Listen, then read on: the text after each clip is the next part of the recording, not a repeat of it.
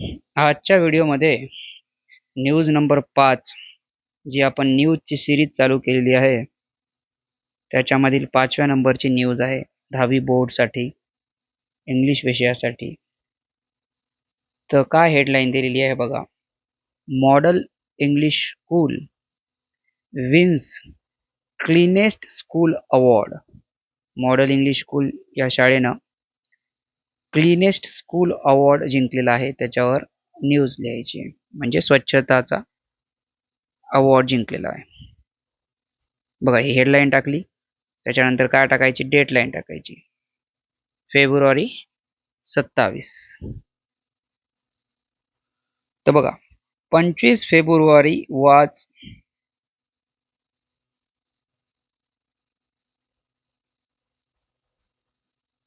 25th February was a great day for the students of our model English school.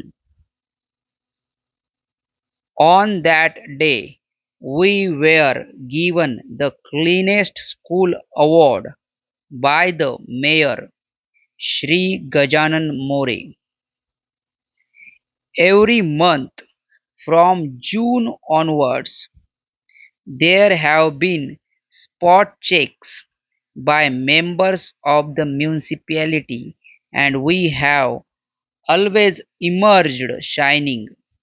The concept of cleanliness has now become a part of us. It has sunk into our blood. पहिला passage मी वाचला आता. बघा काय सांगितले की 25 February जे होता ते एक खूप चांगला दिवस होता. कोणासाठी? विद्यार्थ्यांसाठी. मॉडर्न इंग्लिश हायस्कूलच्या, मॉडर्न इंग्लिश स्कूलच्या. का? कारण ऑन दॅट डे, त्या दिवशी त्यांना काय दिला? अवॉर्ड दिला. क्लीनेस्ट स्कूल म्हणजे सर्वात जास्त स्वच्छ शाळेचा अवॉर्ड दिला त्यांना. कोण? मेयरनं. मेयर म्हणजे महापौरनं. कोण होते मेयर? श्री गजानन मोरे यांनी. तर पूर्ण फेब्रुवारीमध्ये त्यांना अवॉर्ड भेटलाय, पण त्यांचे जून पासून म्हणजे जेव्हापासून शाळा चालू होते, every month from June onwards म्हणजे जूनच्या पुढे, ऑनवर्ड्स म्हणजे पुढे, जून पासून पुढे प्रत्येक महिन्यामध्ये काय व्हायचे? स्पॉट चेक व्हायचे. स्पॉट चेक म्हणजे काय की अचानक महानगरपालिकेचे लोक यायचे आणि पूर्ण शाळेमध्ये प्रत्येक ठिकाणी जाऊन चेक करायचे की शाळा स्वच्छ आहे की नाही. Members of municipality and we have always emerged shining.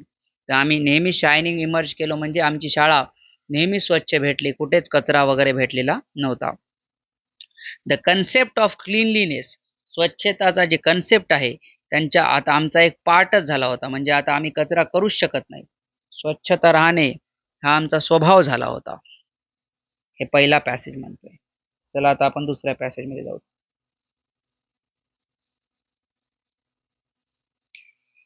Every class has its cleanliness prefect.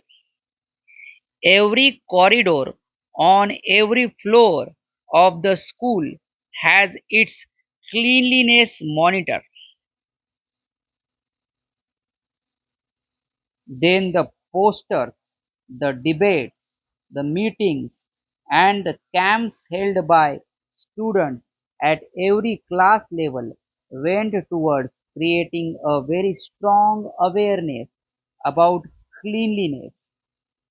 It was a united effort for which we have to thank in a large measure our wonderful principal and our teachers.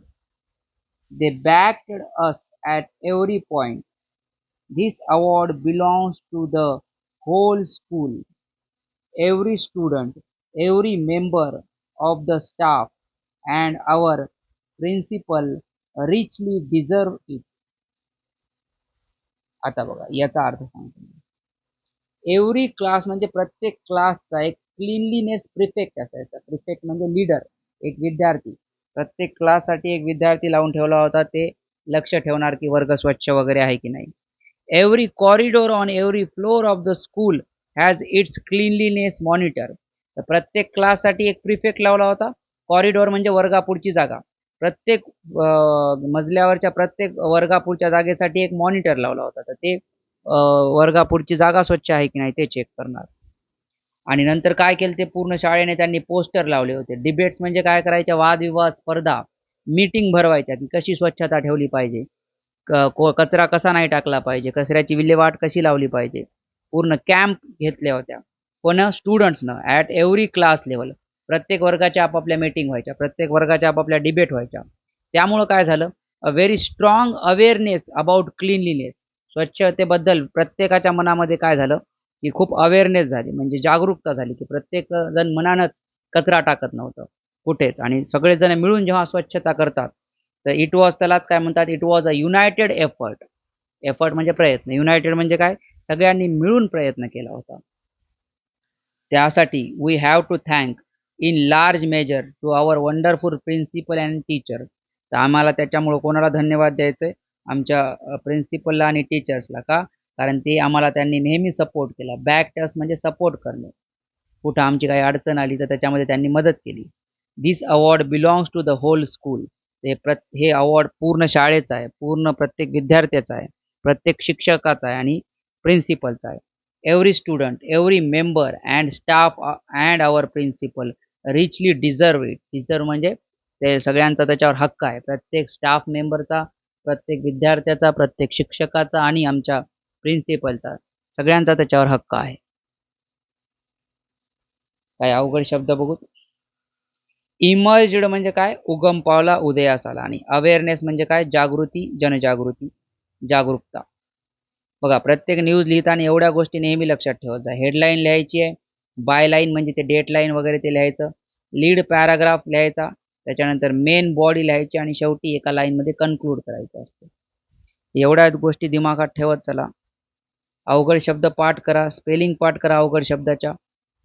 इथं बघा म्युनिसिपॅलिटी एक शब्द आलाय, mayor एक शब्द आलाय, prefect एक शब्द आलाय, प्रिफेक्ट.